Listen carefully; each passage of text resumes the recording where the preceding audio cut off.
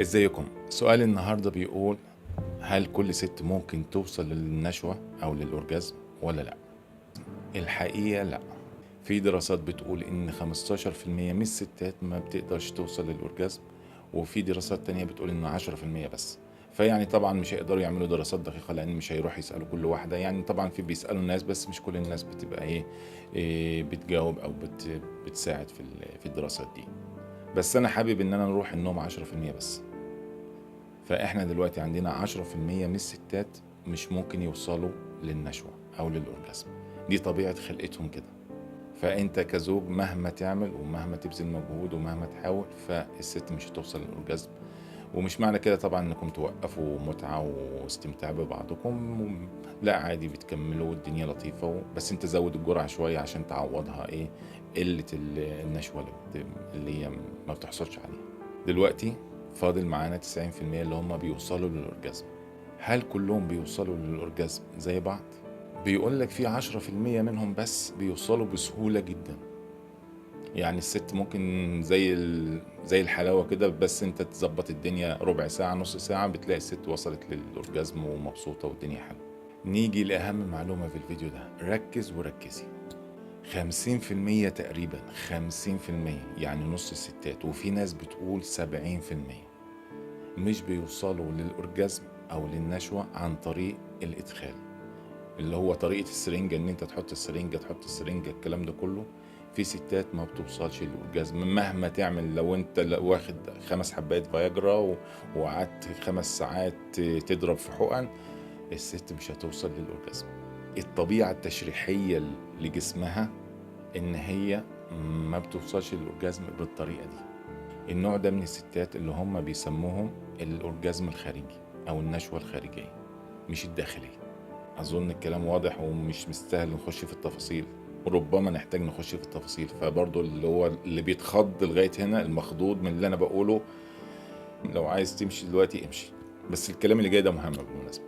فاحنا بنقول حوالي 50% من الستات مهما تعمل بطريقتك المعتادة وممارسة الجنس المعتادة مش بيوصلوا للنشوة.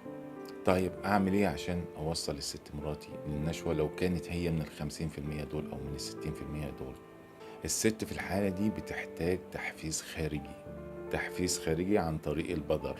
لو انت مش عارف فين البذر ولا ايه هو البذر، يبقى احنا كده في موقف صعب جدا ومحتاجين نبدأ من سنة أولى ابتدائي. ولو انت مش عارف، اكتب لنا في التعليقات. بلاش في التعليقات طبعا، مش هينفع. اكتب لي على الخاص، ولو لقيت عدد كبير نعمل فيديو على البذر وفين البذر وازاي تداعب البذر. انا زودتها شوية. هروح فين؟ ما احنا لازم نقول حاجة يا جماعة، يعني عشان نتكلم لازم نقول اي حاجة عشان الناس تفهم. فالنوع ده من الستات محتاج مداعبة خارجية. تاخد وقتك، تداعب بإيديك، بلسانك، بكل حاجة. وتاخد وقتك زي ما بقول لك 10 15 20 30 50 دقيقة تداعب بره. مش تركز على بره بس ويبقى الكلام كله على بره، لا طبعا انت بتداعب الست ككل، بس تركز على المكان ده. فالست بتوصل للأورجازم معاك من بره، من قبل انت ما تعمل حاجة الست بتوصل للأورجازم. فلو انت مستعجل على السرنجة، فانت هتخلي السرنجة زي ما اتفقنا على جنب خالص، ما تقربش للسرنجة، بلاش حقن دلوقتي. احنا هنركز ان الست توصل للأورجازم بتاعها الأول مرة واثنين وثلاثة. ايوه، توصلها للأورجازم بتاعها للنشوة. تخيل ان انت كده توصل للست مراتك حبيبتك دي للنشوة مرتين ثلاثة أربعة من قبل ما تدخل أي حاجة في أي حاجة. السرنجة بتاعتك لسه ناشفة ومحطوطة على جنب، ماشي، مالناش دعوة بالسرنجة بتاعتك دي خالص. احنا بنتكلم دلوقتي في الست اللي معانا ان احنا عايزين نوصلها للأورجازم، لأنك لو ما وصلتهاش كده مش هتعرف توصلها عن طريق السرنجة. المداعبة ازاي وكلام من ده محتاجة فيديو لوحده، وهنكتب عليه بلس 35 ولا حاجة، اما نشوف رد فعل الفيديو ده هتعملوا فينا ايه. وعلى حسب، لو انا دخلت السجن ولا حاجة بقى استنوا بقى لما اخلص مدتي وارجع اكمل معاكم ازاي تداعب الست وتوصلها للأورجازم. علشان ما نطولش الفيديو اكتر من كده، نخلص بس ال 50% التانيين، والمداعبة والكلام من ده هنعمله فيديو تاني بعد كده. الستات اللي بتوصل للأورجازم عن طريق الإدخال اللي هم حوالي 50% من الستات، الستات دول بيحتاجوا مداعبة طبعا. مش معنى ان الاولانيين بيحتاجوا مداعبة عشان يوصلوا للنشوة ان ال 50% التانيين ما بيحتاجوش مداعبة. يعني ربما مراتك اللي بتوصل للأورجازم عن طريق الإدخال عن طريق السرنجة، اوكي، في الحالة دي برضو الست بتحتاج نفس المداعبة، ان انت بتجهزها لمرحلة الإدخال. فانت هتاخد وقتك برضو ال 30 40 دقيقه بتوع المداعبه ده. ايوه 30 40 دقيقه، ما انت مفكر ايه 5 دقايق؟ لا، مش اقل من 25 دقيقه. انا بقول لك متوسط عالمي، الناس كلها الستات كلها في العالم كله مش انا.